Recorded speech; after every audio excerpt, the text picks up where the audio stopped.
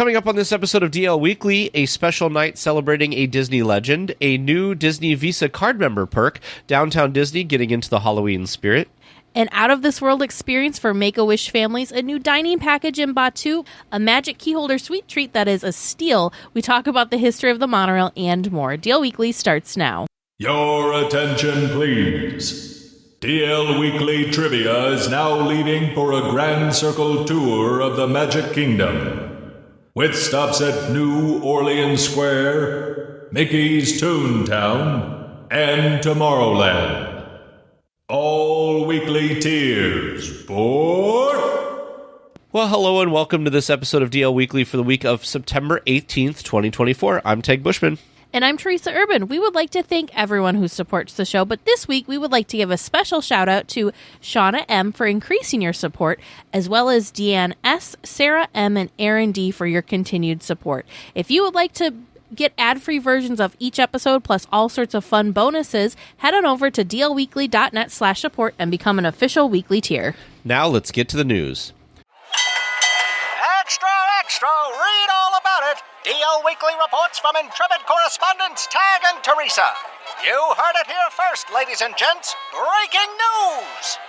Well, the Bowers Museum will be celebrating Disney legend Sam McKim's 100th birthday. The Sam McKim Centennial will take place on two dates, one of which, at least, will be at the Bowers Museum, celebrating what would have been Sam's 100th birthday.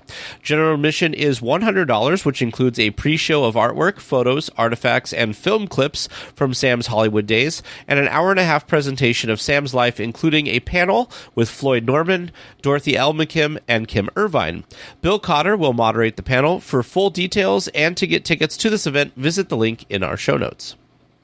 Oh, I am wishing we had a teleporter so we could zip on over to be able to attend this. So there's two presentations. Tag just explained who's going to be on the panel for the first presentation, but if you stick around or if you also attend the second presentation, the panel includes Willie Ito, Brian McKim, and Bob Gurr. Oh. How fun! This looks like it's so cool. We got to see a presentation by Matt on his dad, Sam, and he had all sorts of things and artifacts that he had found. This was a fun Disneyana event that we did. I think it was spring, maybe it was last year. Anyways, it was a couple seasons ago, and it was super cool. All sorts of really amazing Disney treasures and Disney history. And it's really awesome that Matt is bringing these out to kind of share them with the public, even though it's his family's private, it's his family's collection. It's not like it's something that's in the archives and is going to be on display more so. So it's really, really special and really cool. Yeah, and Sam McKim is known for, at least in my heart, is known best for making the iconic maps that were sold at Disneyland for a long, long time, which they don't really sell in the parks anymore, which makes me sad. But he did some really great work doing that. So I'm with you, Teresa. If we were able to be out there for this, I would totally be interested in going because it sounds really cool. Heck yes. So the maps is right, I think, a thing a lot of people associate Sam with, but he also contributed to other projects, including things like Great Moments with Mr. Lincoln, The Haunted Mansion, Pirates of the Caribbean, and he just had a really extraordinary life as an artist and as a Disney creative and Imagineer. So if you are able to, the link will be in the show notes. Tickets are on sale now. So and if you go, please let us know how amazing it is, because it sounds incredible. But again, the event is on Sunday, November 10th. Well, Disney Visa card members have a new perk at Disney California Adventure. In Hollywoodland, near Stage 17, from 3 p.m. to 6 p.m. daily, card holders will be able to experience a, quote, heroic exclusive meet and greet. You'll need to show your Disney Visa card to a cast member to gain access. So I haven't seen any details of exactly what the heroic encounter is, other than some type of photo op. Obviously, Spider-Man features heavily in the Avengers campus and the kind of this could be in the Hollywood backlot area, but it's still going to be kind of near Avengers. And I assume heroes, right? You'd think like Marvel, probably. Yeah. So it'll be interesting to see what this ends up being once it kind of launches, because they haven't really given a ton of details on it. I'm curious about it too, because the Visa Card member exclusive meet and greet in Disneyland in Tomorrowland is Darth Vader. And Darth Vader is not a character that you can just typically meet on your average park day. So it's kind of a more, usually they reserve not characters you see frequently. So I'm trying to think outside of the box of people that we don't normally see in Avengers Campus and who those folks might be. Yeah, and maybe they'll switch it around. Who knows? Who gets a heroic title? So who knows? Yeah, that'd be interesting. I don't know. It's hard to say in the Marvel universe because the lines get blurred sometimes with who's a hero and who's a villain, because sometimes they're a little bit of both. That is true. That is true.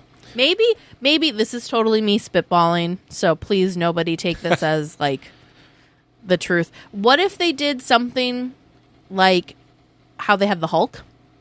If they had the Hulk maybe come out and do... Oh, that'd be cool.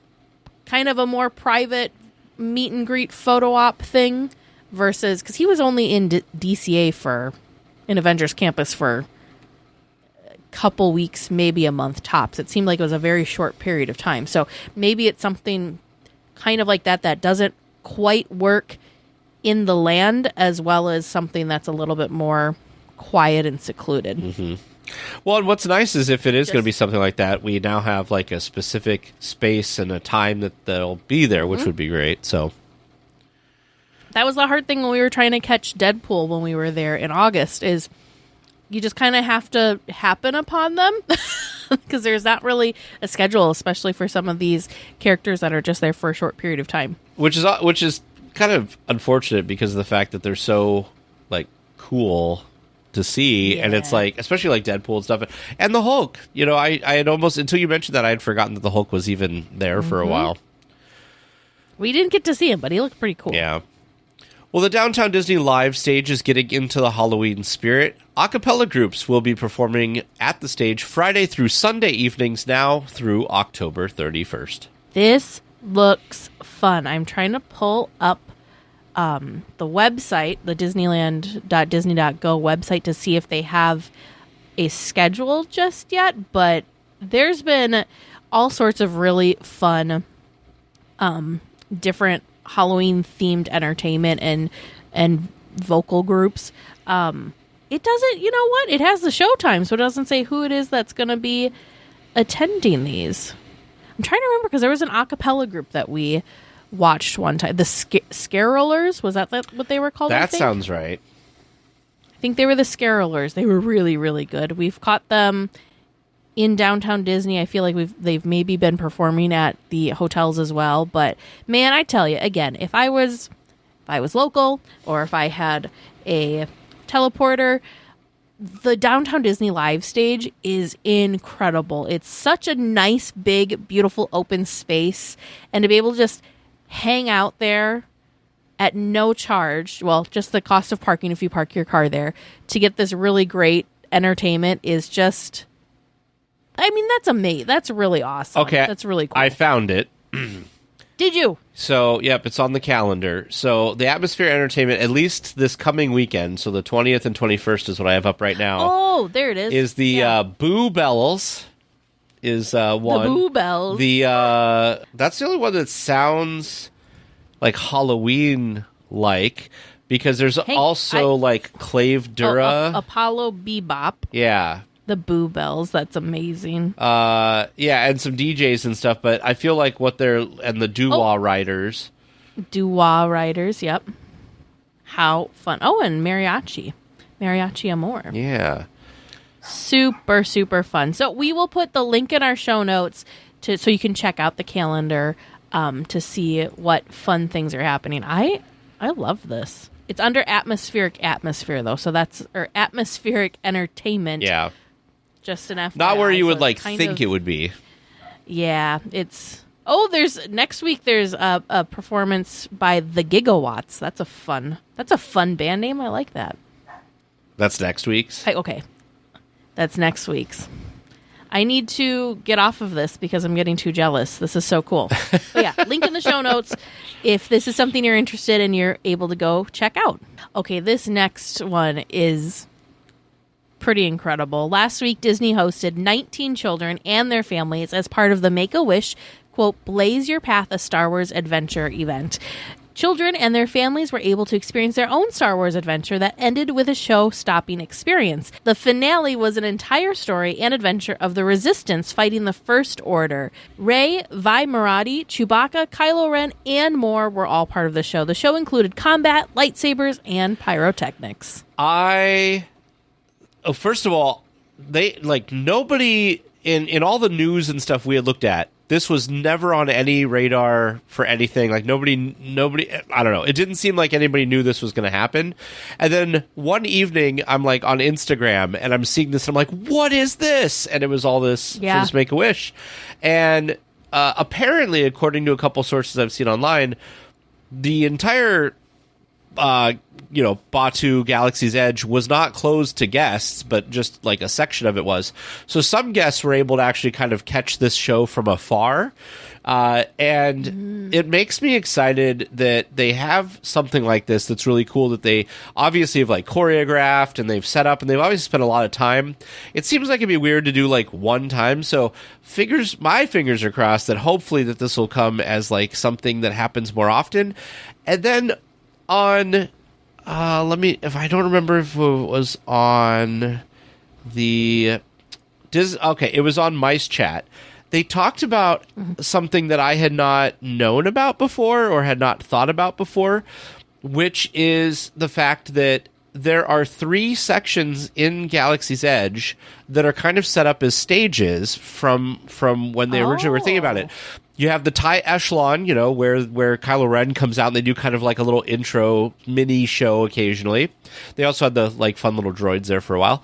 And then on the other side, you have across from Rise of the Resistance, you have the X-Wing and A-Wing kind of like area where sometimes like Chewbacca and Rey'd be working on it. And then in the middle, you had this kind of area where the show took place, which was above like the parking area. And they claim, and I don't remember hearing about this, it's been so long since Galaxy's Edge, with all the rumors and everything were out there, but they claim that originally it seemed like they were supposed to be doing like a show on each of the end things that you could catch throughout the day, which would then like culminate in some type of like meeting of the two, Resistance and First Order, and having some type of storyline kind of unfold in front of guests. And then, of course, like a lot of that stuff got scaled back because like we don't have as many droids roaming around as we thought. We don't have as many people roaming around like we thought. But anyway, I thought it was a really interesting thing that I had not like put together or thought about or anything like that, that the fact that these are actually stages, because they are. So hopefully maybe this will be something that they add, to kind of make Galaxy's Edge feel a little bit more like Avengers Campus.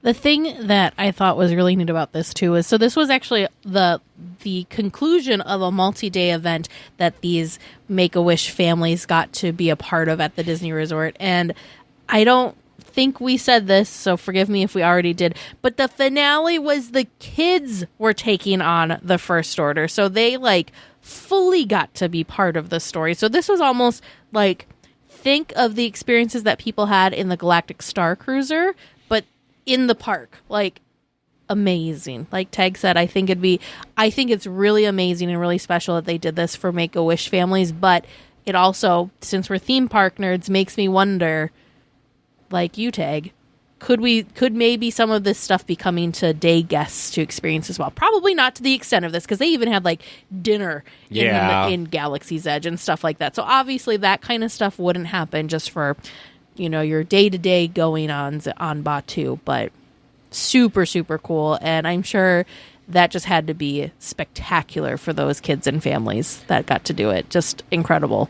However, visitors to Batuu can now purchase a dining package to experience the Fire of the Rising Moon's fireworks spectacular. So you kind of get dinner in the land, a little potentially. bit, yeah. Starting in November, we don't have a specific date yet or pricing. Docking Bay 7 will offer a space-themed food and beverage dining package. Included in the package will be a reserved spot to view the fireworks. Dates and pricing, like I said, have not been announced yet.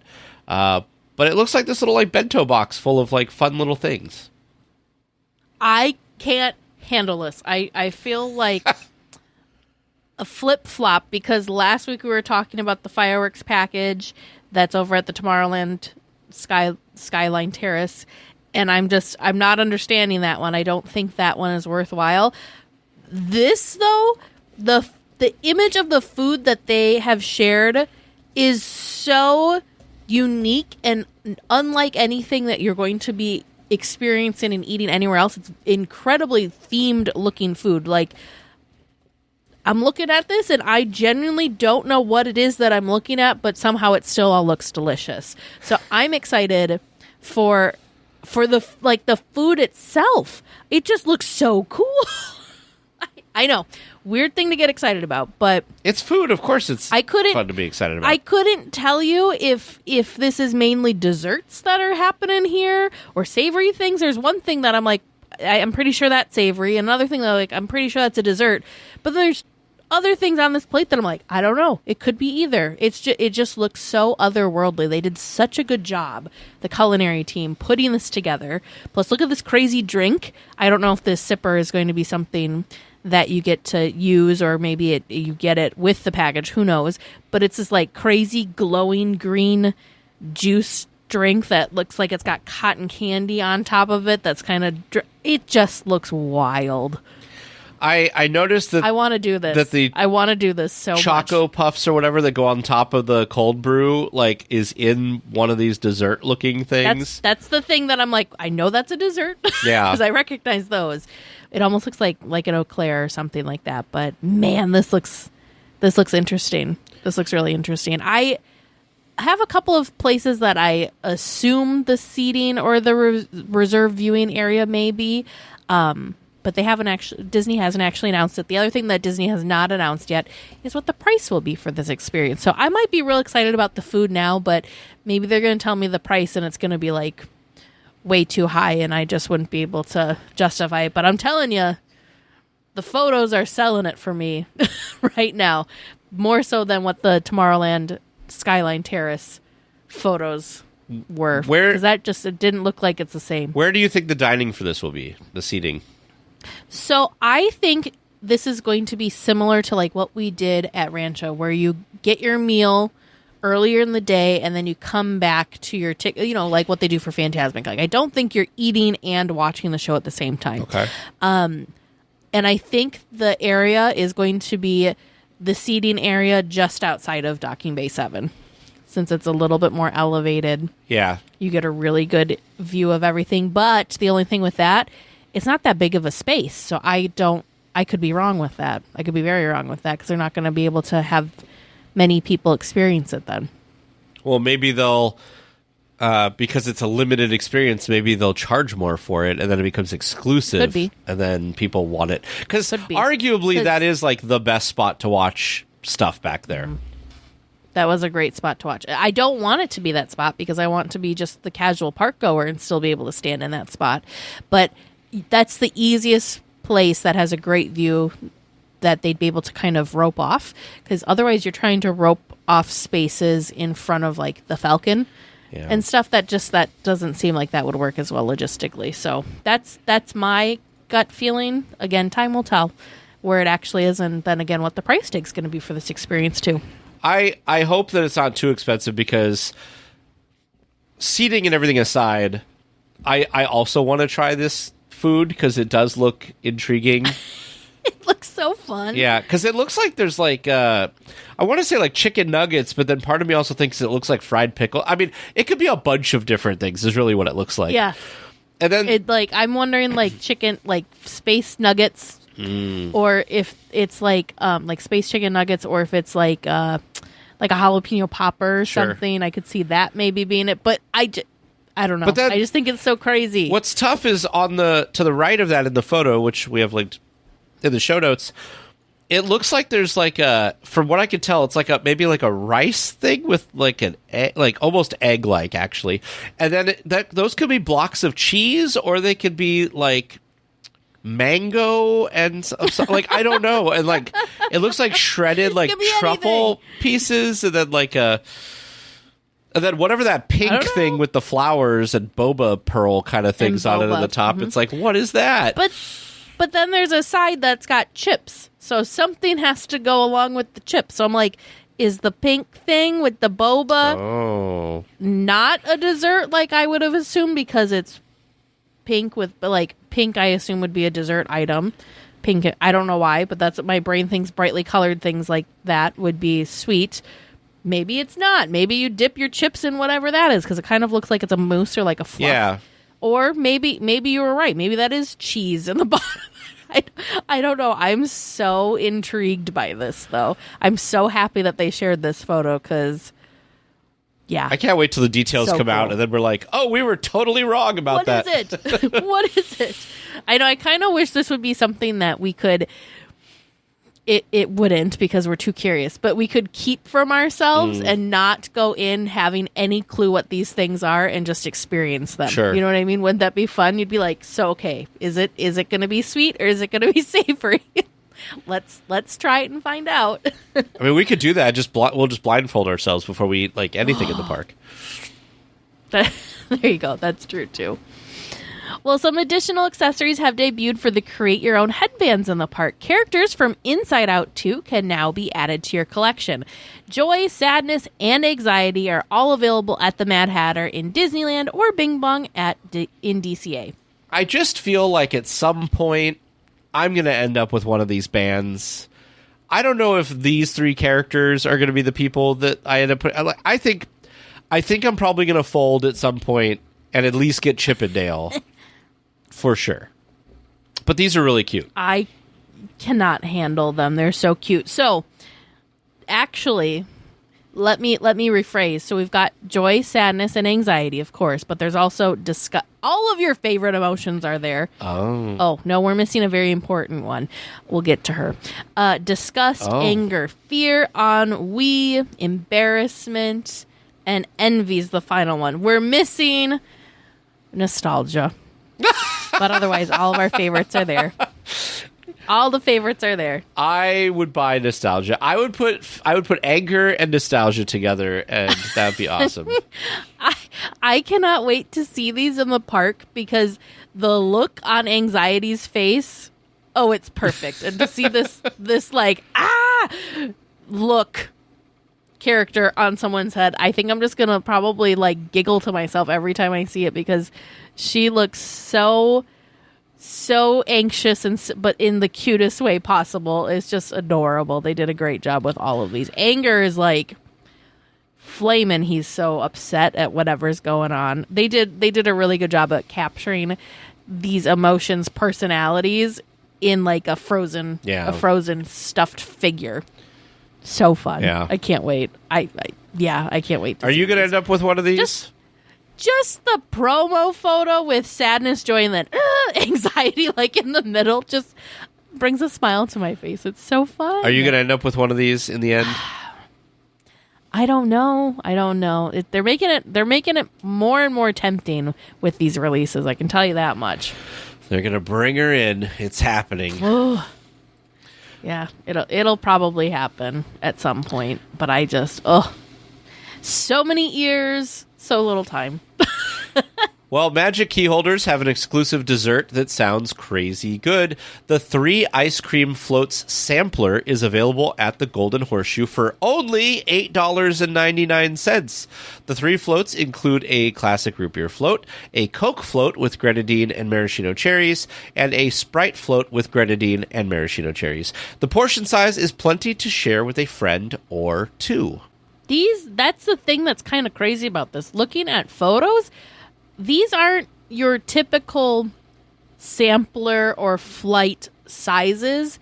They're bigger than that. I don't see anything that says exactly what the ounces are, but if I were to guess, I would say it's probably a 10 ounce, probably 8 or 10 ounce, whereas usually I would say like the little sample sizes of stuff is more like 6 ounces if you're lucky, and they're full. It looks like it's at least 1 scoop of ice cream per float. So this, how fun would this be, especially during like a hot day to just get a little sample flight of different floats. I mean, of course, classic root beer is going to be delicious, but then you get to try other ones like Sprite and grenadine and just a Coke, like a cherry Coke float. I will say the Sprite one, I'm intrigued by for sure. This is a safe space. I think I've only ever had a root beer float. I don't even know if I've ever had. Maybe one time I did like an orange soda float. It's like a creamsicle type float. Maybe once, but otherwise it's only ever been root beer. So even just the Coke, like I've never had a Coke float before, so I don't even know what a Coca-Cola float would taste like, let alone a Coca-Cola with grenadine float. I bet you Dr. Pepper would be really good. Why I haven't tried that, being the big Dr. Pepper fan I am. That would be as well as you, really Jay. good. I bet you that'd be delicious. I bet you. Yeah, I'm looking on the website, and there's no sizing or anything. But $8.99, that's a steal. That is a deal. That is a deal. So, Magic Keyholders, make sure you go check these out at the Golden Horseshoe. And if you do, let us know what your favorites were. Yeah. Did root beer still win, or was the Sprite with grenadine the underdog? Like, was it the one that surprised you the most? And also, we're really curious about what the sizing it has on this. Maybe the photos are making them appear larger than what they are in life. Because, that does happen too. Maybe, but I'm looking at this one, and they look... I don't know. The only thing that could make this a better story is if they brought entertainment back to the Golden Horseshoe that you could watch while you were enjoying it. There you go. That would be the cherry on top. Oh! See what you did there. Well, there's a lot of construction happening around the parks at the moment, and I feel like each week we're updating you because there's been a lot of changes going on too. Well, here's an update on some of those changes. The hashtag Save Teresa's Trees in the Esplanade have been saved. We reported that last week, but the big thing is that they moved them back about 20 feet or more to kind of allow for better guest flow. So there's not quite the bottlenecking right in front of the turnstiles that there had been before. So that makes a ton of sense to me. The Disneyland Railroad is continuing to get its track replaced, and the Main Street train station is behind Scrim and Scaffold to get work done as well. Over at the Haunted Mansion, new queue elements are going up. The carriage house is beginning to take shape, and new decorative elements, including the attraction sign, have appeared over at Tiana's Bayou Adventure. So before I wrote the script for this week, yesterday, I was watching David from Fresh Bakes construction update. First of all, we're going to talk a little bit about this in our discussion topic today, but you can ride in the nose cone of the monorail again, which is amazing. Yes. And so he was going through it and giving some video of that. And of all of these updates, I am so happy that the Main Street station is getting some love and care, because especially the lights on the train station have needed some love and care for a while now, and it's getting done. The possible good news is that the candlelight processional happens in the beginning of December, so this should be done by then, because we don't have any time frames for these things, but That's it should true. be, because obviously it's the centerpiece of that. And David from Fresh Baked also said that he thinks that all of this stuff, which it hadn't triggered for me, is all 70th prep. Oh yeah, 100%. Especially Trying to make it look beautiful. Yeah, especially the train station. Mm-hmm. Yeah, I very much agree with that. The other thing that I wanted to mention too, in regards to Tiana's Bayou Adventure, is there's things that have been visually popping up, but also guests have we've been seeing boats going through for a while now. However, if you're over in that area and you're very quiet and you pay attention, you can actually hear inside ride tracks. So you can hear things like Tiana and Lewis, and you can hear that they're definitely running through and making sure that everything is working and in tip-top shape before the grand opening date for the attraction. So that's got to be pretty cool to kind of see that area being brought back to life and hear, not only seeing the progression, but also hearing the attraction running and everything. I think that's got to be so fun. I don't even think you have to be that quiet. I think David said that he was over by Hungry Bear and could still hear it. Yeah. So yeah, you don't have to be that quiet. But I was surprised. I shouldn't be, but I was surprised that they have the attraction sign up now and they have a lot of themed elements. I do want to ask you something about the Haunted Mansion, though.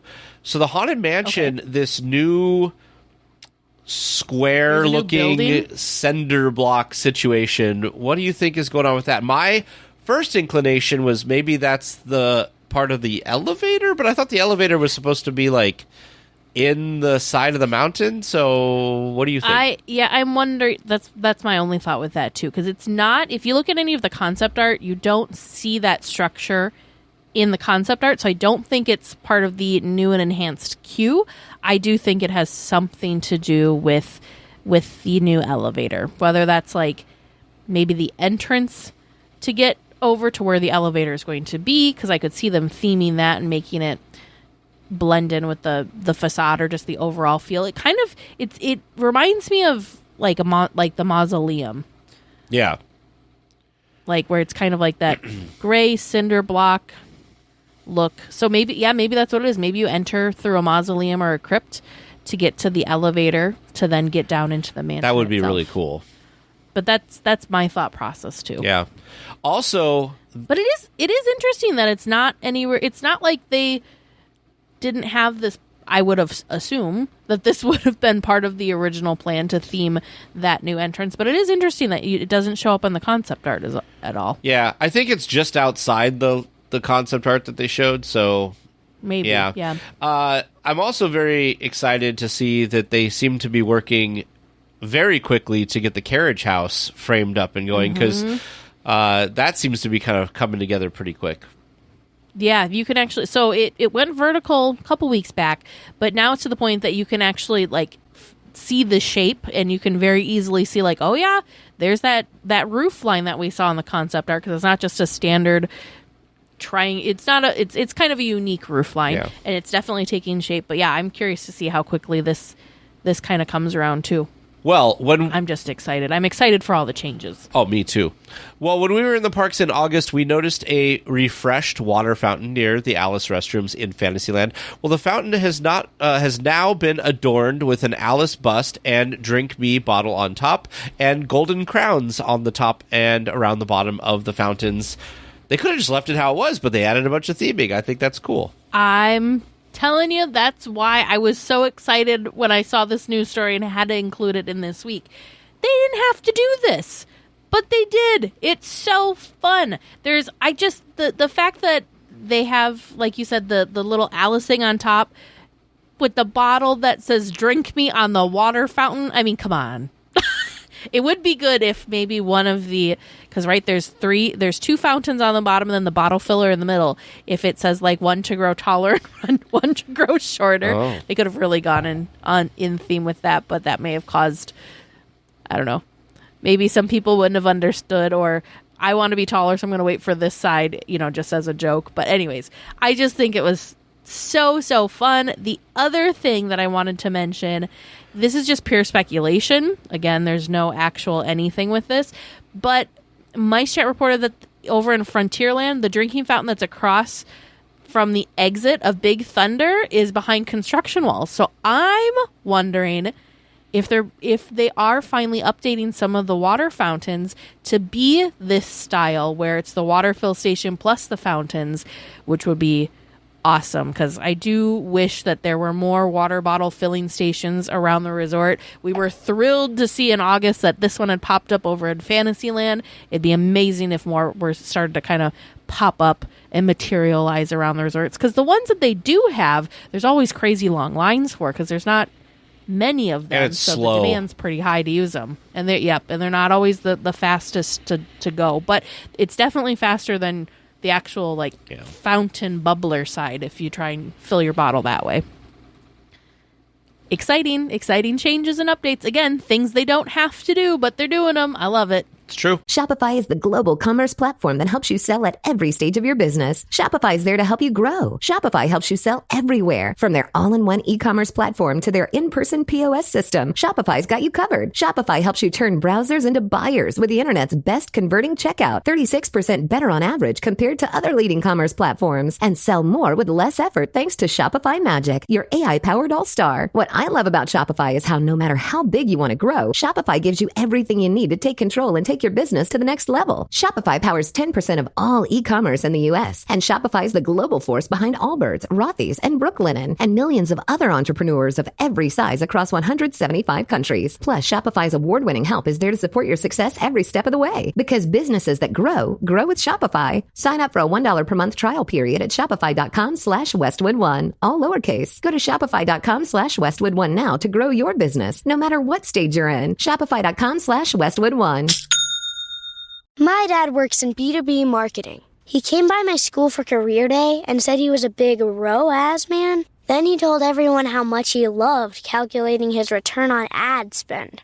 My friends still laugh at me to this day. Not everyone gets B2B, but with LinkedIn, you'll be able to reach people who do. Get a $100 credit on your next ad campaign. Go to linkedin.com/results to claim your credit. That's linkedin.com/results. Terms and conditions apply. LinkedIn, the place to be, to be. Good taste is easy to spot, but hard to pin down. You know it when you see it. And in today's culture, there's no greater signifier of taste than the car you drive. You want something sophisticated, but not stodgy. Daring, yet classic. Approachable, but with an air of opulence. It may sound like a rare find, because it is. And it perfectly describes the Range Rover Evoque. Drive a statement piece with pure presence. The Evoque is charisma in motion. This luxury SUV is artfully crafted and designed to stand out, and the reductive exterior is an elegant expression of Range Rover DNA. With clean lines, the minimalist design speaks for itself. The chiseled taillights give it a sense of motion, even at standstill. You'll find quality materials and solid craftsmanship at every turn. And you can curate your interior with a variety of distinct themes and trim finishes. It's an elevated drive for elevated lives. Explore the Range Rover Evoque at LandRoverUSA.com. We have to get the snacks for Tag and Teresa and James and Bern. Oh, and Cinderella. Time for SnackChat. Well, this week's first Snack Chat, we are finishing up our time in a galaxy far, far away on Batuu, and we're going to be chatting about both the milk stand and docking Bay 7. First up, we've got the milk stand, which this is not a stall that Tag and I spend very much time at, so perhaps we'll kind of get reacquainted with the menu and maybe something will pique our interest, but of course, the main things that you get at the milk stand. Can you guess, Tag? Can you? Milk? Yes. So the famous blue and green milks are both offered here. They're both plant-based. The blue milk is a blend of coconut and rice milk with fruity characteristics, while the green milk is coconut and rice milk with zippy citrus and tropical characteristics. Yeah, I don't think I've ever read the descriptions. Me either. I think that between the blue and green, I liked the green better.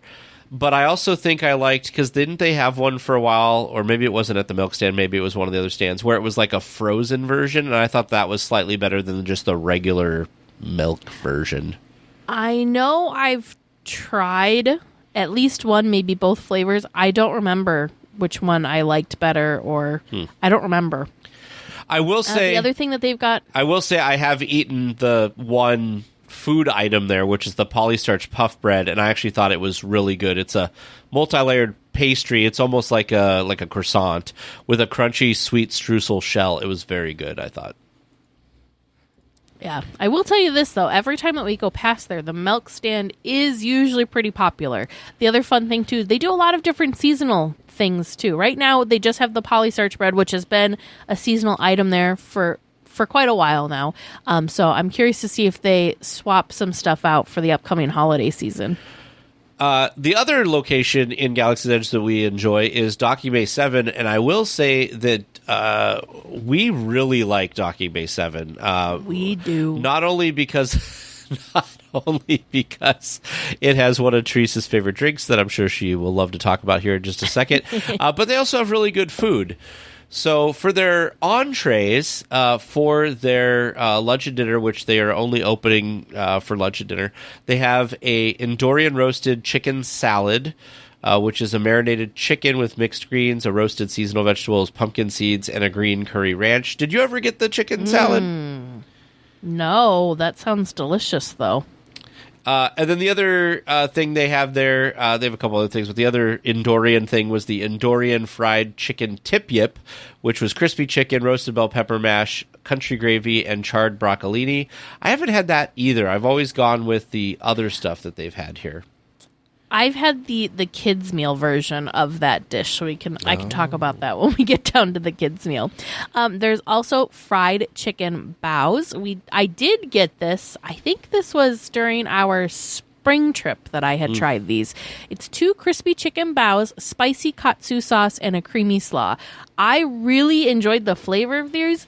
The only thing that was not a win for me was it was fried chicken thighs, and I'm more of a white meat person myself, so I was assuming that it'd be like a chicken tender or a white meat chicken in it, and it was chicken thighs. So that knocked it down a couple notches for me, but this was more on the spicy side. There's times that we order things, or I'll order things that say they're spicy, and Tag doesn't have as much of a spice tolerance as I do. And I'll be like, oh no, it's not that bad. And so he'll try it, and maybe it still is a little bit too bad for him, but I didn't think it was too spicy. I would have thought it was a safe bet. This one, when I was trying it, I think I even remember saying to you, because you were all excited because it was chicken thighs and you like dark meat. Yeah. And I was like, this is too spicy. And it was like a ton of sauce on there, so it wasn't even like you could get around the spicy. So if spicy isn't your thing, maybe stay away, but if spicy is your thing, this does have a little bit more of a kick. It's not going to knock you off your stool kind of a kick, but for a theme park spicy dish, it wasn't bad. The other entree option is Shockin' beef with Tatooine bounty with peppers, onions, and crispy kale. I want to say I have not had this. I'm looking in the mobile app with a photo, and I have not had this one. I was going to say, it's hard because the thing that's nice and also not great about this location is they swap their permanent menu out. So just as soon as you might have a favorite of something, it may not be there in the next they time had either, which like I think is fun. Beef stew before that was really, really good. And right now, not even on the website, but in the mobile app, one of the things they have right now is a yob shrimp tingalar stew, which is hearty shrimp and sausage stew with orchette pasta, which if I was there right now, I would get this because I like shrimp. So, but they don't have the stew anymore. The stew was really flavorful. Mm-hmm. Yeah, I'm looking at this, the Tatooine bounty. Yeah, I think this is one of the newer items too. However, one that's not new and is always a favorite, like this is seriously one of my favorite things to get in the park. It's on the plant-based menu. It's the Felucian kefta and hummus garden spread. It's impossible meatballs with herb, hummus, tomato, cucumber relish, and pita. My only gripe about this dish is I wish there was more in a serving because it's delicious. And more pita. I feel like for sure you need more pita. Your pita to that's true. Stuff ratio is not quite correct for me because I like building basically like little sandwiches with it. Oh my God. It's so good. It's so good. It's one of those plant-based menu items that if you didn't, I don't miss the fact that it's not quote unquote real meat. It's so flavorful and like the texture's spot on. It's great. I love it. Yeah, it is really good. It was one of the first meals that I remember Teresa having at the park that was plant-based that I was like, I don't miss the meat in this at all. In fact, it tastes just like the regular meat. So I'm definitely think that people should try it. And even if you're not even if you're like a crazy meat eater, I think you'd really, really enjoy it. I tell you what, Batuu knows how to do their meatless dishes. It's true. The Rontolis wrap is also so good. So good. So what was the youngling meal? Because you had that. So, yeah, there's 2 different kids meals that are offered here. So the one that I've tried was the fried chicken tip yip youngling meal. It was crispy chicken, macaroni and cheese with seasonal vegetables served with your choice of a drink. It was good. It's a really nice portion. If you're someone that doesn't have a very big appetite or you're kind of looking more for a snack, definitely check out the kids meals because they are better portion sizes for those types of things. The other thing that actually has now made my list that is on the Disney check meals for kids is the Ithorian Garden Patty Bun. It's a bao bun, impossible patty, broccolini, house sauce, and a Cutie's Mandarin served with a drink. It sounds really, really good. And it has, Tag, you would like this. I don't know if you're looking at the app right now. I am. But it's a whole side little cup of the sauce. It's not like they put the sauce on there for you. They give you all the sauce. So that next time I'm going to have to try One of the other things I like a lot at this location, and I always seem to order, but Teresa is not as big of a fan as I am of. She likes it, but there's one particular, very small part of this that she really loves, and it's the dessert. It's the Vintian Mineral Mousse, which is a banana brulee centered dark chocolate mousse, which I didn't even know it was banana until I was just reading this description. No. Chocolate mousse, a strawberry mousse, a vanilla chantilly, a chocolate crumble, and the best part for Teresa, this cherry garnish. It's this tiny little cherry, but she loves it. I don't know what it is about this cherry, but it's so, so good. You know, I think this is the first time we've had the mousse there many, many times. This is the first time I've ever actually bothered to read what the heck it was, like the description. If you've ever it's been, delicious though. If you've ever been to Avatar, like the World of Pandora in Disney World, this is very reminiscent visually of some of the desserts, or at least one of the desserts that they have at the Cantina place that's out there that I also remember trying and thought was really good. There's all sorts of specialty beverages for all my beverage fans out there. We've got Moof Juice, which is simply fruit punch, simply orange with pineapple and a chipotle pineapple. I don't know if I've had not this. tried this one because I'm not sure about that chipotle pineapple spin on it. So this is not one that I have tried. I feel like we might have tried it at some point. I don't know if like Vern ordered it or James ordered it. The name Moof Juice, for some reason, there's something that tickles my brain. And other than the chipotle pineapple, it sounds like it'd be good.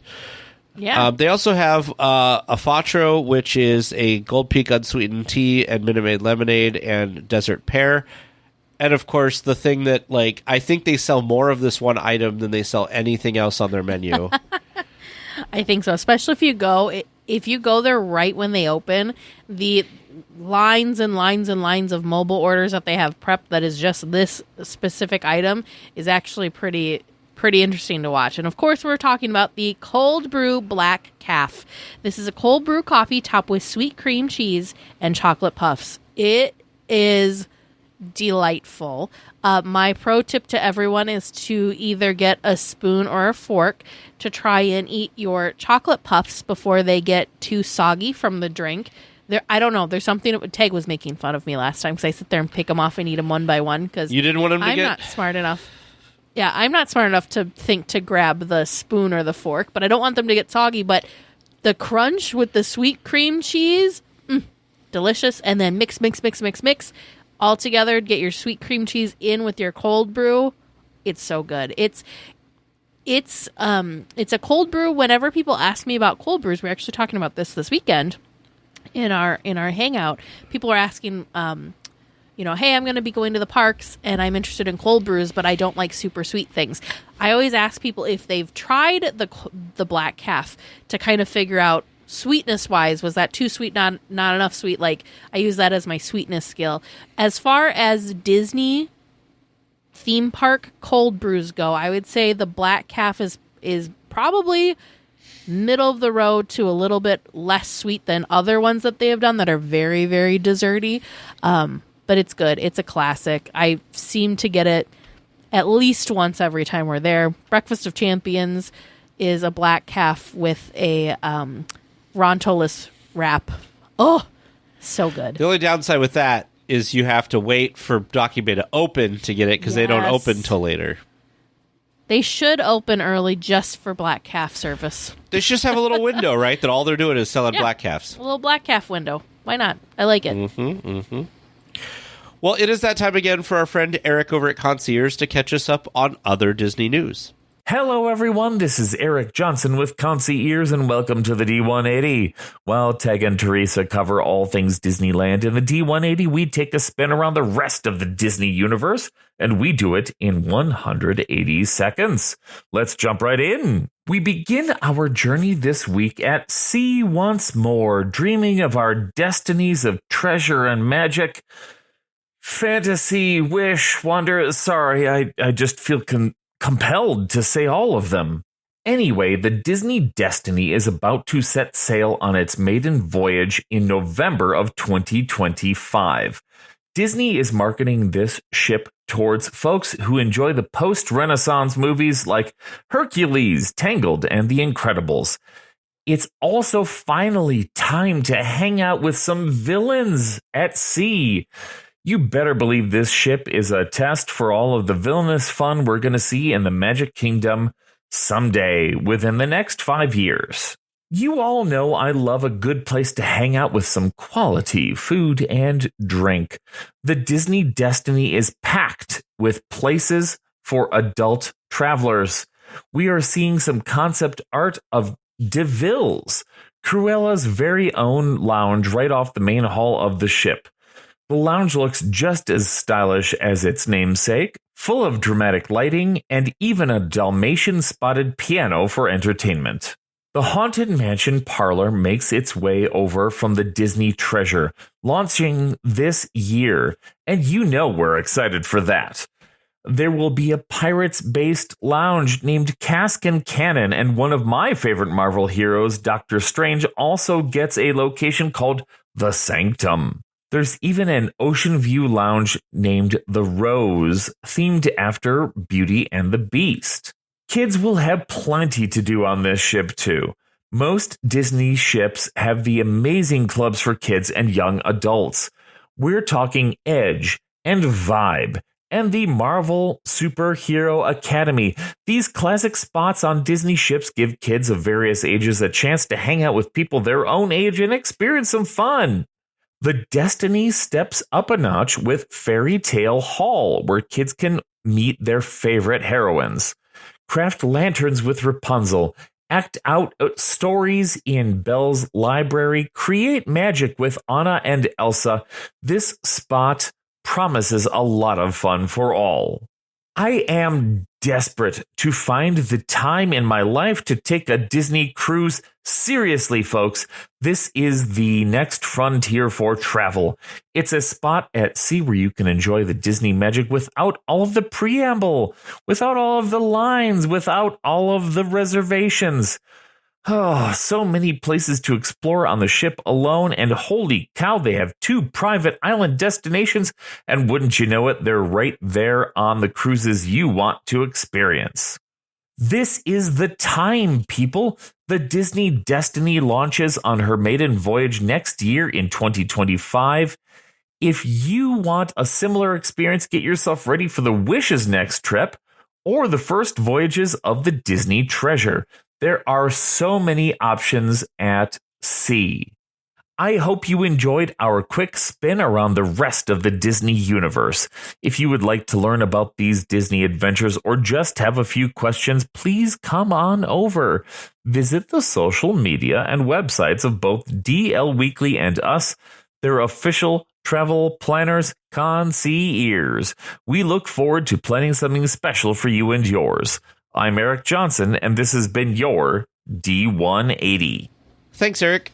Your attention, please. DL Weekly Trivia is now leaving for a Grand Circle tour of the Magic Kingdom, with stops at New Orleans Square, Mickey's Toontown, and Tomorrowland. All weekly tiers for... Hello and welcome to Trivia Land. The adventure continues because I'm back for a second week in a row. I thought you were making like a Star Tours joke. That is the joke. It's the second coming of Star Tours, right? There you go. Goodness. That's what my theming was going to be for today, all these seconds. But I found other things that I liked more. And a listener has a question that I'm very excited for you two to try to answer. Ooh. Okay. So we can just dive right into it. Question number 1. Did you know that there were 2 other Autopia tracks at Disneyland outside of the Tomorrowland one that we know today? Yes. Can you tell me what they were called? One was called the Midget Autopia, which now is...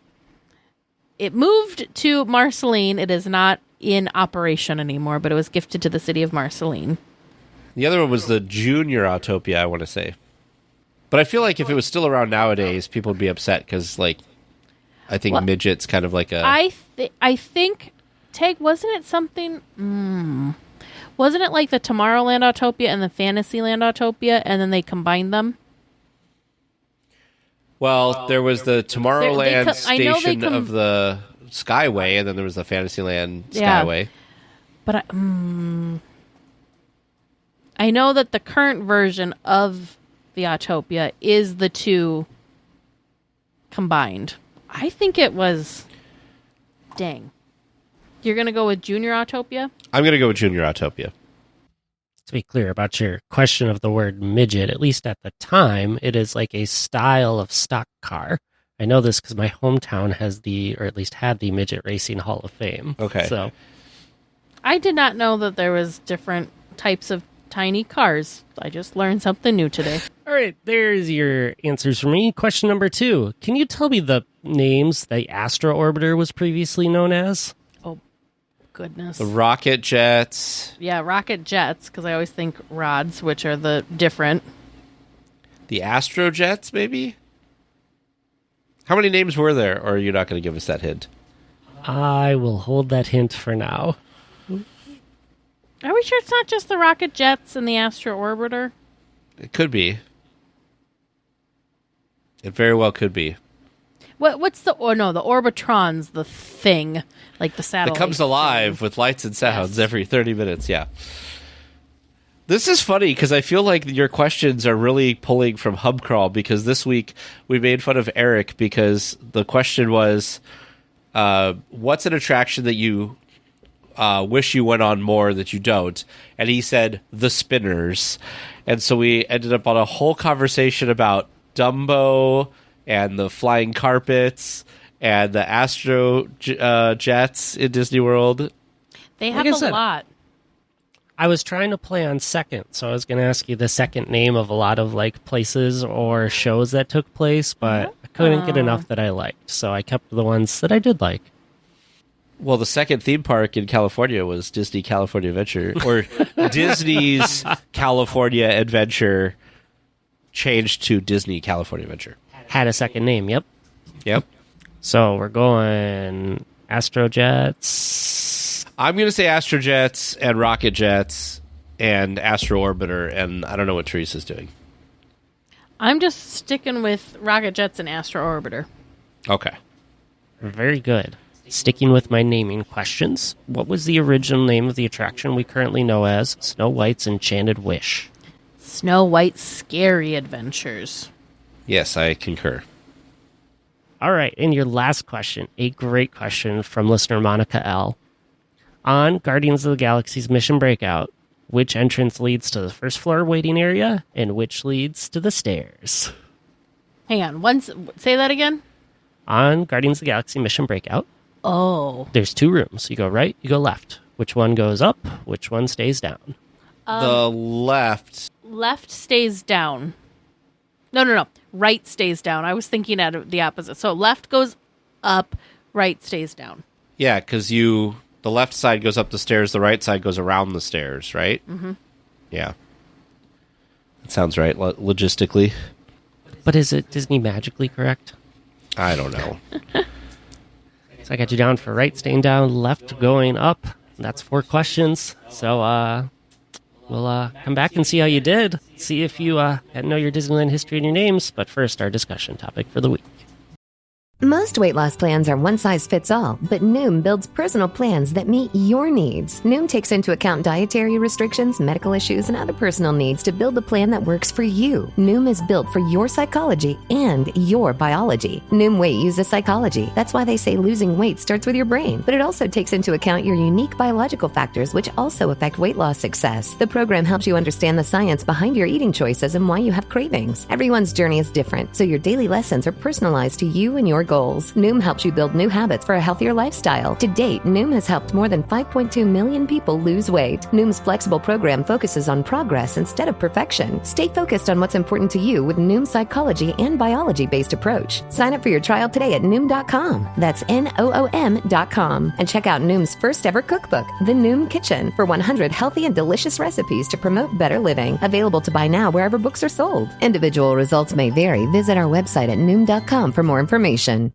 Did you know that 1 in 5 Americans have learn a new language on their bucket list? Yeah, I'm one of them. So how about we make 2024 the year we finally check learning a new language off our list with Babbel, the science-backed language learning app that actually works.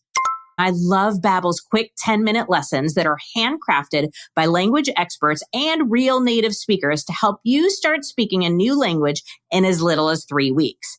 It's designed for real conversations you'd actually have, like how to ask directions to the best cafe, how to order cheese and wine for lunch and dinner, or maybe that's just important to me, but I know you'll learn what's important to you too. Let's finally cross a language off of our bucket list. Here's a special limited time deal for our listeners.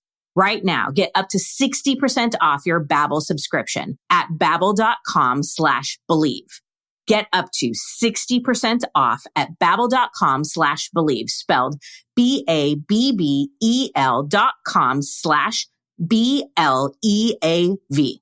Rules and restrictions may apply. Visit babbel.com for terms and details.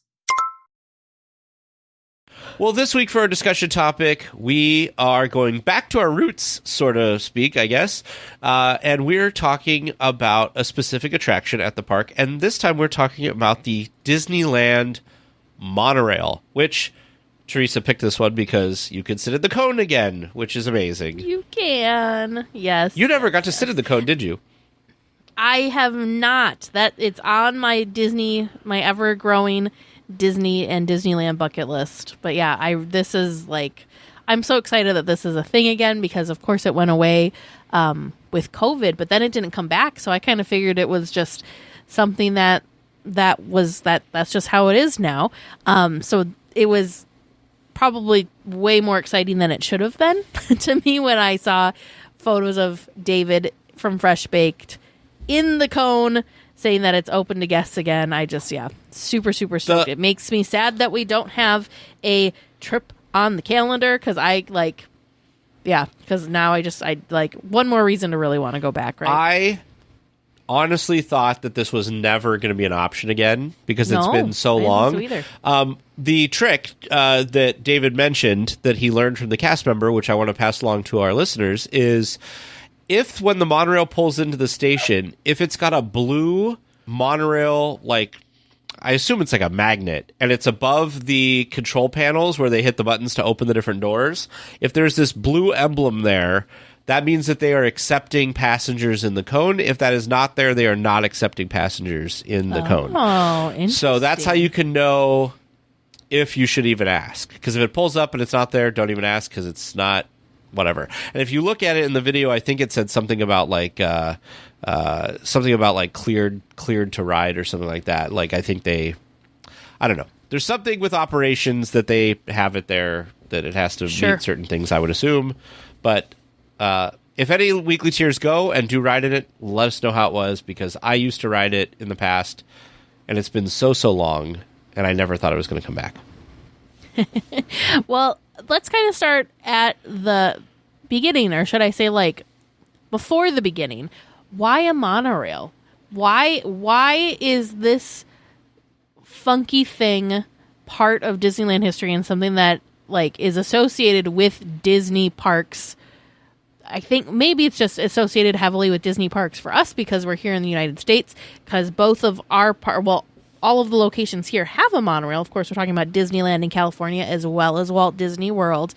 They're a little bit different. They're both technically transportation. However, I think Disneyland's is a little bit more of an attraction, whereas Walt Disney World is purely a transportation device, which is super cool in and of itself. But the monorails actually existed prior to Disneyland, believe it or not, because I didn't know what a monorail was until I learned about Disneyland. And it's setting there. But basically, Disney, Walt, had been interested in the possibility of installing a monorail here because he was also just fascinated by this. And during a visit to Europe in the summer of 1957, Disney's engineering group examined an experimental monorail that was developed by the Alweg Corporation, which was near Cologne, Germany. The group that went and investigated this reported back to Disney that it appeared to offer the best prospects for the economy, stability, and all-around practicality, not only for Disneyland, but for other transportation systems. And this was something that was really close to Walt's heart because later on, after the monorail and everything, and after the People Mover, Walt really wanted to have these transportation systems to show at the parks that they were a good proof of concept, that they were something that could actually be done and operate daily and all of that stuff, and they wanted them to go out to those things. So this kind of checked all of those things off the list. And as Teresa was saying, the company, the Alweg company, when Disneyland first opened, it was the Disneyland Alweg monorail system, had been operating this test monorail in Germany since 1952. So years before the park even opened, and even more years before it would ever come into daily operation at Disneyland.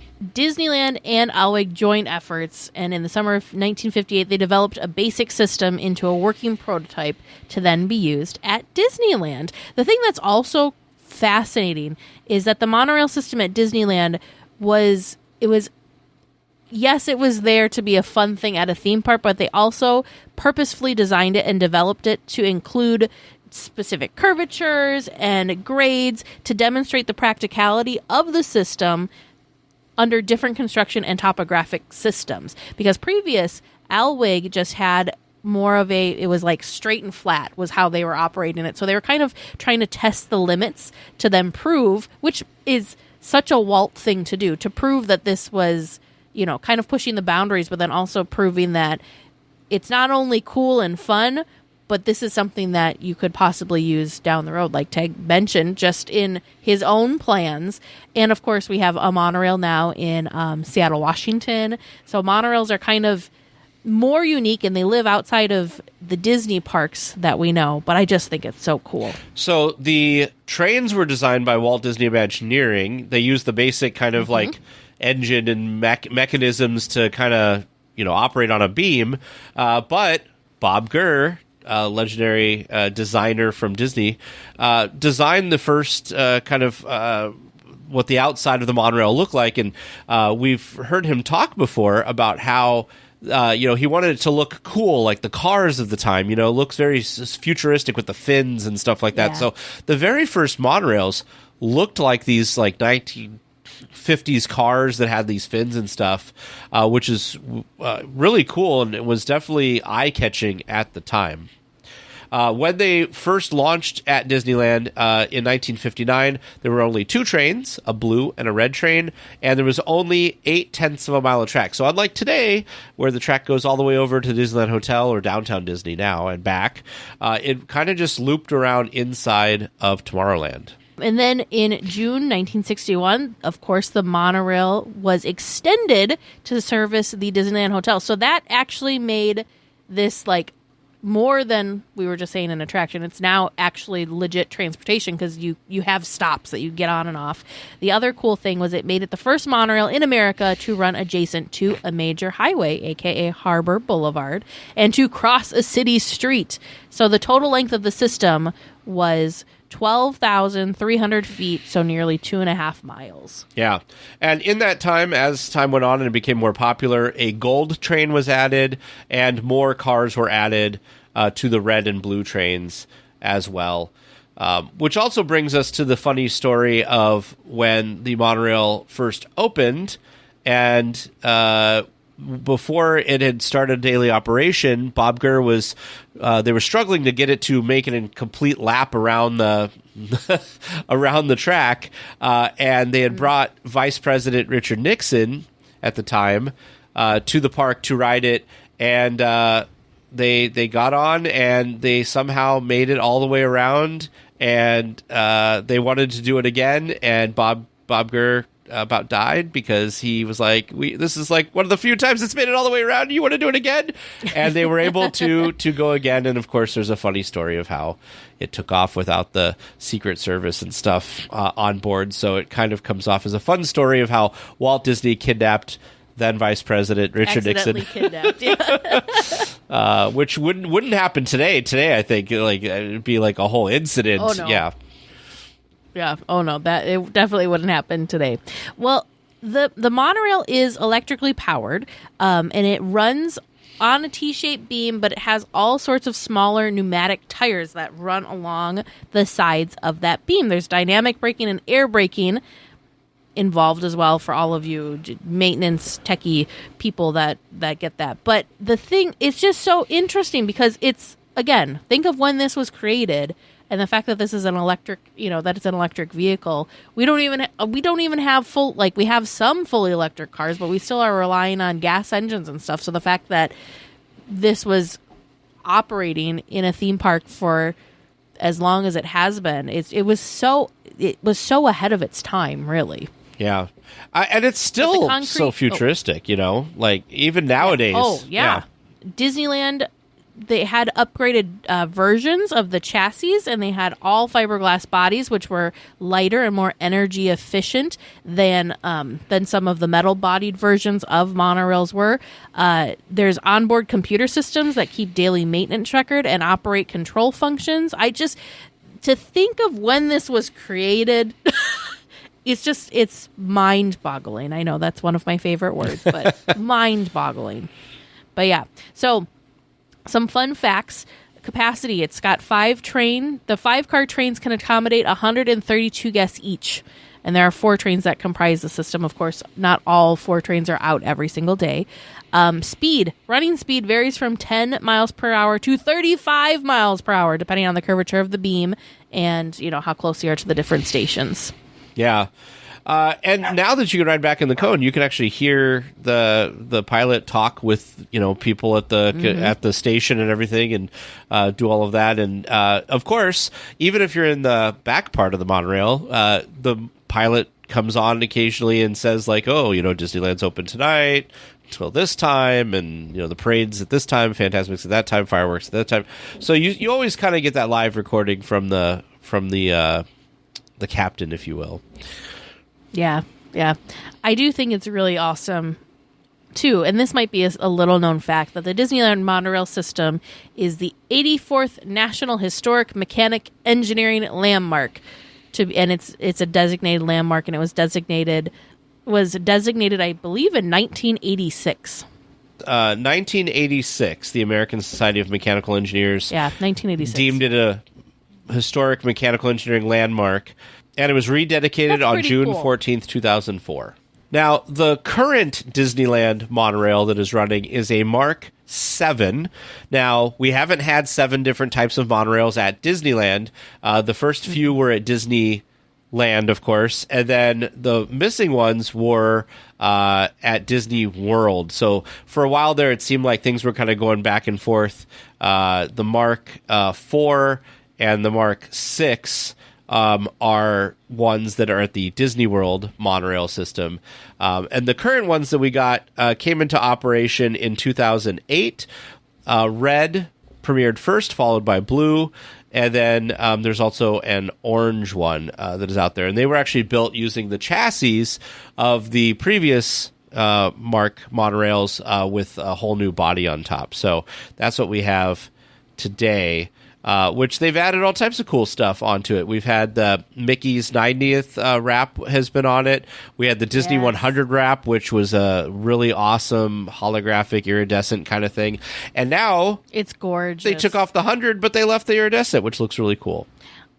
Some other ones that have some of the different wraps that they've had in the past was A Year of a Million Dreams. There was a specific wrap for that.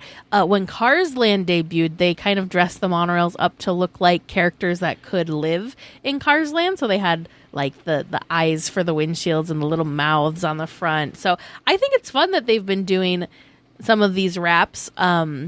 on different special occasions. I know you and I were so thrilled when we came to the parks in the spring this year, the year after the 100th anniversary, to see that gorgeous 100th wrap was still on there. It doesn't say, Disney 100 anymore, but the iridescence just is breathtakingly beautiful, especially in the sunlight. It's so gorgeous. I'm surprised that it doesn't that it doesn't reflect onto Harbor Boulevard and cause people to crash, but no.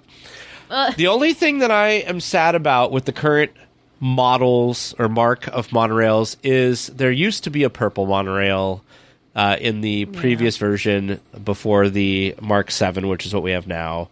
And but that's okay, because the current monorails look even more futuristic.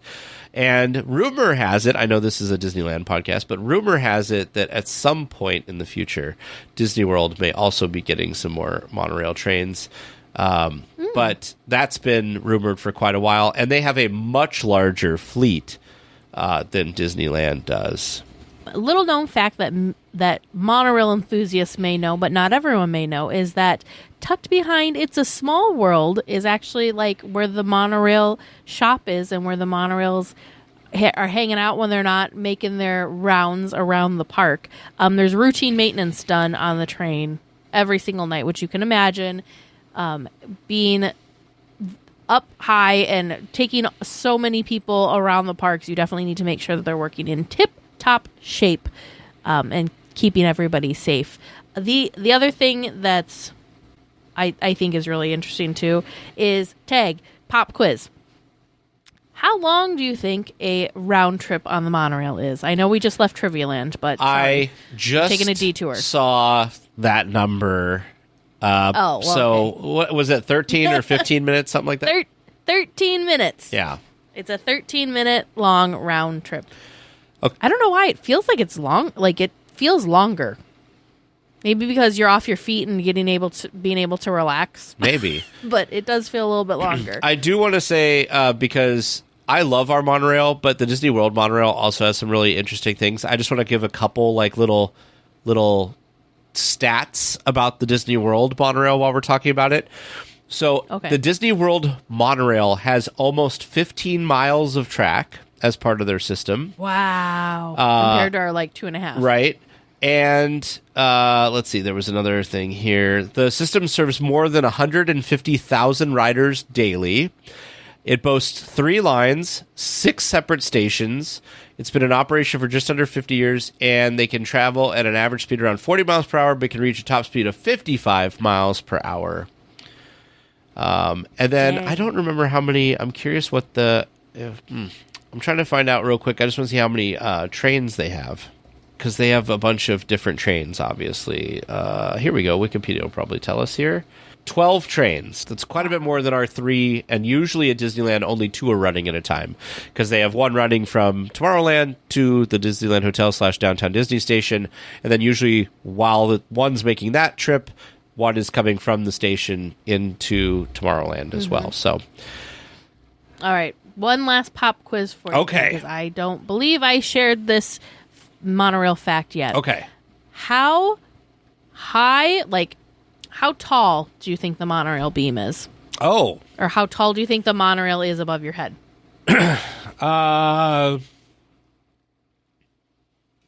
20 feet. It towers above the park at 41 feet high. So, I mean, obviously, there's spaces where it's higher and spaces where it's lower. So I'm guessing it peaks at 41 feet. That makes sense, because that's high. That's probably, is that when it goes over Disneyland Drive and it's really high up? Yeah, it could be. It doesn't say where that specific spot is, but yeah. It is. There's a couple, because even if you think about when you're standing next to it, in the Esplanade.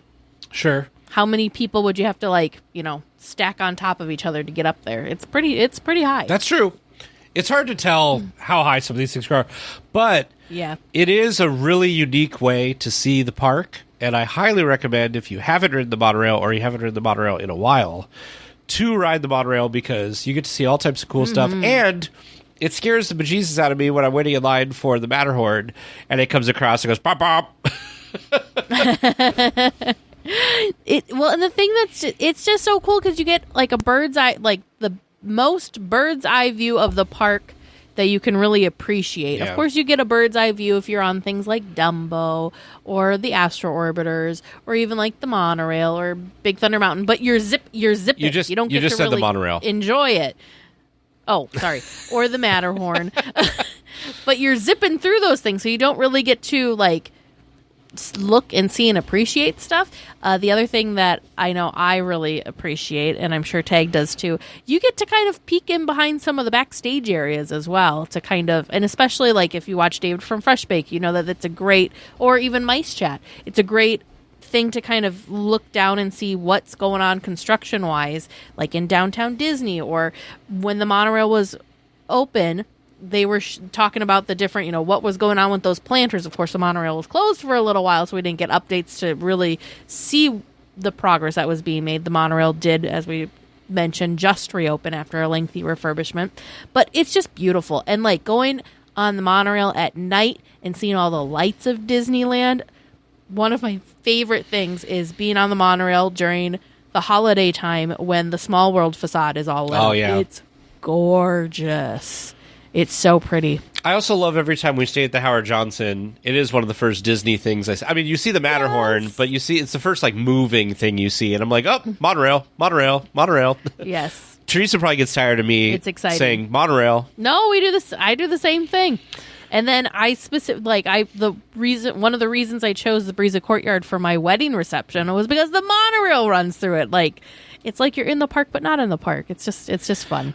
There's something about it. There's like some nostalgia, and it just brings a smile to your face because you know you're at Disneyland or at a Disney park when you see them. Like I said, I associate monorails with Disney parks. They exist there. They exist other places too, and they existed before Disney parks. But that's what it is to me. It's a signal of a Disney park. Yeah. And like you said, it's one of the first things you see before you get to the park. One other thing I wish that they would copy from Disney World with the monorail is the monorails at Disney World just added like lighting underneath the monorail, which makes it look even more futuristic. So hopefully. I thought you were going to say the safety spiel. I do love the safety spiel, which is like, we at Disneyland have the Matterhorn, which says, remain seated, please. Permanecer sentado, por favor. But Disney World has the whole, I don't know the whole thing, and I would butcher the Spanish, but the Spanish of the closing the doors. They have it fun too. Please stand clear of the doors. Something, something, something, something, and then they close. Please stand clear of the doors. Por favor, manténganse alejado de las puertas.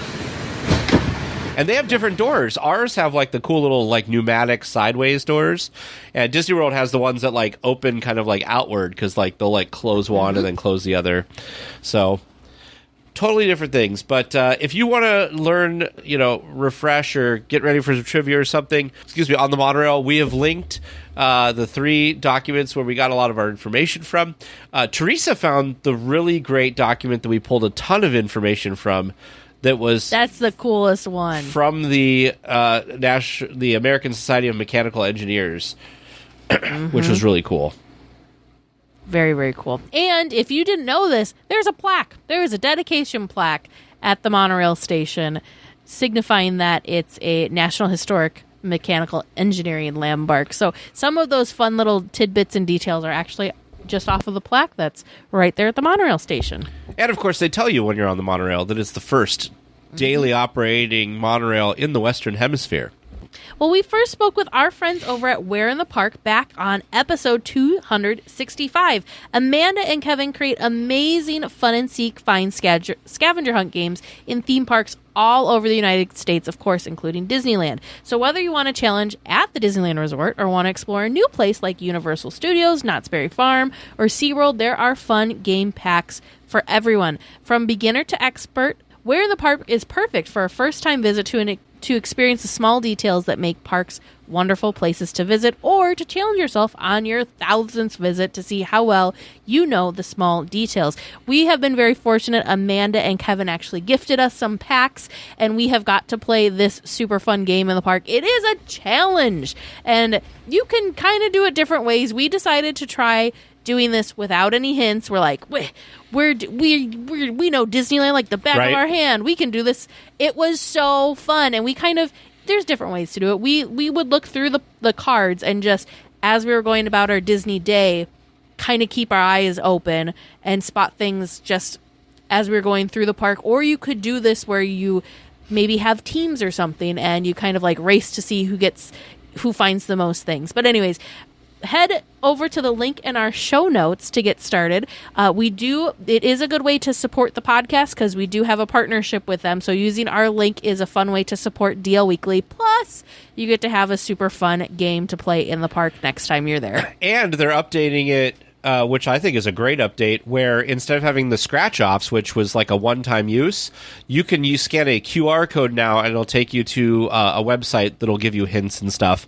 So they're reusable. So if you have family members or friends that you have gone through and done the scavenger hunts, and you would like to pass them on to friends or family to have them go through and do it, they are totally reusable for that, which is great. Welcome back to Trivia Land, Chef. My name Raymond, and I hope them answers are bigger and better than this here back porch I got attached to me. Don't you know Evangeline and I wish y'all the best of luck. Well, I hope you had an enjoyable ride on the monorail. And I'm glad you have pulled into Trivia Land Station. The third station that we didn't talk about in our thing about the monorail. How could you leave out Trivia Land Station? It's like the only thing we have over SnackChat. Station. Yeah, okay, we're working on it. But we'll see if you're going to be coming back to Trivia Land. Our questions this week. Did you know that there are 2 other Autopia tracks at Disneyland outside of the Tomorrowland one? Can you tell me what they were called? This one had a lot of leeway to it. One of them is the Midget Autopia. Well done. The other one, you could have given me Fantasyland Autopia, Rescue Rangers Raceway, or the Junior Autopia. That's because during the Disney Afternoon Avenue, Rangers they changed the name of Raceway. it. How fun! I want that back. Yeah, they had a bunch of cutouts of the Rescue Rangers characters along the track, trying to kind of spark up some of it. That's fun. I 100% learned something new today. I did not know that version existed. I knew about the Gummy Bears boats. Oh, yeah? But I did not know about the Rescue Rangers. Dang, look at that, Tag. You and I are both right. Fantasyland. Look at that. And Junior Autopia. We didn't choose one or the other. Had to make it nice. We could have it both ways. Exactly. And now we have Small World and twice as long Autopia, basically, thanks to those going away. Mm-hmm. So, all right, question number 2. I asked to tell me the names of the Astro Orbiter as it was known before. When it debuted, it was known as the Astro Jets. And then it was renamed to the Tomorrowland Jets after a fellow park sponsor, I believe United sponsored the Tiki Land, said that might be advertising for American Airlines Astrojet flight across the country. So it got renamed to the Tomorrowland Jets. See, look, 2 new things I have learned. I did not know that that's why it was renamed. I thought they just renamed it each time they shifted. Mm-hmm. And then it also was the Rocket Jets for a while, too. So it has had 3 previous names. Okay. So I at least got one. We got one. Well, and the Astro. Yeah, and Astro and Jets, Astro Orbiter. No, we didn't do Astro Jets. We went with Astro Orbiter, the current name. Okay. Not wrong. So some points on the board, right? Yeah, some. We're scraping by. Oh, boy. All right. 3rd question. What was the original name of the attraction we currently know as Snow White's Enchanted Wish? You both said Snow White's Scary Adventures. In fact, it debuted as Snow White and Her Adventures. Oh. What? They didn't... Actually, no. Now that you say that, that's right. They had to update it to Scary Adventures because kids were getting scared going through it because it was terrifying. Let's be real. So that's right. They updated it to Scary Adventures to, like, I don't want to say warn, but be very upfront as to what kind of adventure you were about to embark on. Yeah. Huh. That's right. So kids had about 30 years of being afraid before they knew they were supposed to be afraid. Do you remember or have you seen videos of the, like, super scary version?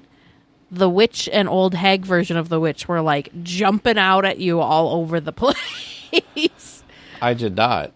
I just recently rewatched a video that someone, like a home video that someone had, and yeah, I didn't remember her popping out as much as she had, but yeah, it was a scary adventure, that's for sure.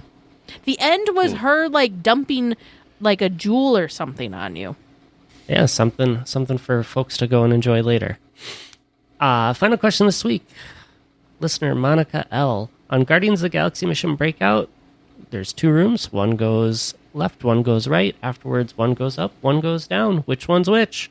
You both said right stays down, left goes up the stairs, and that's what Monica says too, so well done. Woo! Okay, I was looking at something on my computer, and then I caught you in the middle of explaining stuff, and you were like, up goes down, left goes right, up whatever, and I was like, is this the question that we were asked a minute ago? I feel like I went into a... Topsy-turvy. Yeah. That's what you get for distracting yourself and looking at something else on your computer during Trivia Land. You get up is down and left is right, and... No, I know, but I'm saying, you never know what happens. I'm not the only one that does that, All the directions get Willy Wonkified. Silence. Yeah, with Teresa's camera off, we have no proof, so... It's true. Okay. Well, that was fun this week. Maybe not quite what I intended, but hey, I still got you stumped a little bit, and you still proved some good knowledge. I am actually impressed that you knew which room was which so quick. But, yeah. So, listeners, you can send us some great questions like the ones we had today. Just head to our website, is dlweekly.net/trivia. Well, we will be back next week with more Disneyland news and information. Until then, go out and enjoy the parks. A special thank you to me for editing the podcast this week. Please remain seated until the podcast comes to a complete stop and the doors have opened. Then collect your belongings, watch your head, and step carefully from the episode. On behalf of all of our crew, thanks for traveling with us, and we hope you have a happy and memorable visit here at DL Weekly. Bingo. All right, Phil, we're recording now, so it's live. Go ahead. Pick on me the way that you want to. Did I say that? I wouldn't say that to my son. Man, I mean, come on, man. Just go. This isn't CBS. All right, be quiet for a few seconds. Why would people want to listen to the Sims Complete podcast? Well, a couple things. One, if you like to see sons pick on their father, this might be the place. If you want to see a place where the father just kicks the out of his son, this would be the place. What do you like about it, Matt? Ditto. Father-son dynamic duo talking about the game of football that we love and share and appreciate together. And, you know, hey, it's an extension of what we did, right? Growing up, I was able to watch my father play football, then obviously watch him as a broadcaster. And then he taught me the game of football and share the wisdom that he learned throughout his playing career. And, you know, hey, sometimes we're full of it and sometimes we actually know a thing or two. Well, we do a lot of research. At least I do. You're a little spotty, but you know, you hang in there. It's fun. I love doing this and it's been awesome. Sims Complete. Check us out wherever your podcasts are available on the Believe Network. Appreciate it. See ya. If you like the show, please take a moment to rate, review, and subscribe. It really does help the show to grow. Thank you for listening.